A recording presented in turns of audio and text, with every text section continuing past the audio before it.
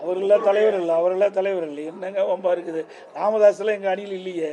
அன்புமணியில அப்படி சொல்லவே இல்லை. தவறான கருத்து சொல்லுவாங்க.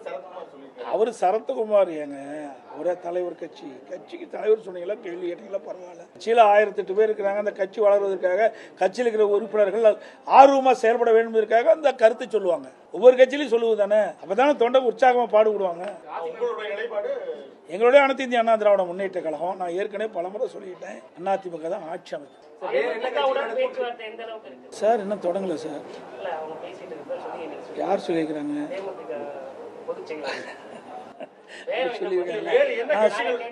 அதாவது அனைத்து இந்திய அண்ணா திராவிட முன்னேற்ற கழகம் மற்ற கட்சியோட பேச்சுவார்த்தை நடத்தி இறுதி செய்யப்பட்ட பிறகு உங்களுடைய தொலைக்காட்சி நபர்களையும் பத்திரிகைகள் அழைத்து நிச்சயமாக அதற்கு பேட்டி கொடுக்க. நிறைய கட்சி இருக்குது, அதெல்லாம் இப்படி ஓப்பனாக பேச முடியுமா? எது பேசணுமோ அதை தான் பேச முடியும்.